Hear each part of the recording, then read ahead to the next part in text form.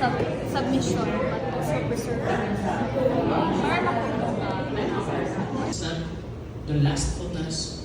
It's not about the sexual urge, but it's about the joy that the joy that God is offering to all of us. That's why dapat inyong kalipay na sa Ginoo. Si Casey and Bali, sa friend Angel, si Isita Sheila, and everyone else I mentioned. Thank you guys for being with us tonight. And to end this night, may Erica Sador to please stand. It's full. Your love is incomparable to anything love that we can experience in this world. Thank you, Jesus, for reminding us that our purpose is to glorify you.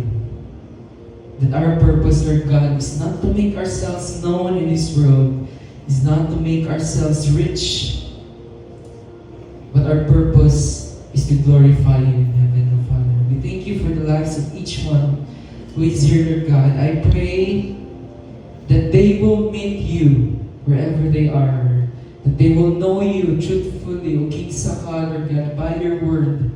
Meet them, Lord God, at their brokenness. Meet them amidst of their blessings, meet them wherever they are. Whatever their age is, wherever their status in life, I believe that your work has no boundaries, And as we leave this place, Lord God, may we have a changed heart deep within us, Lord God. Give us the fire again, Lord God, to remember our purpose in you.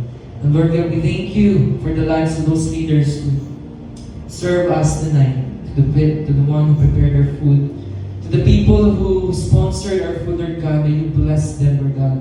To the one who cooked them, Lord God, may you give us and restore our joy as we consume this together. Again, Lord, we praise you, we glorify you in your most precious name. Together we say, Amen. Good evening, everyone. Dinner will be served, so you can just stop.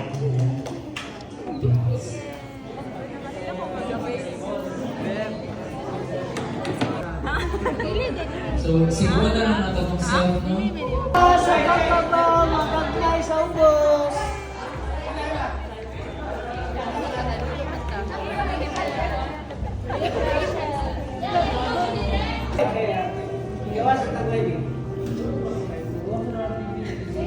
Ikaw, saan mo video?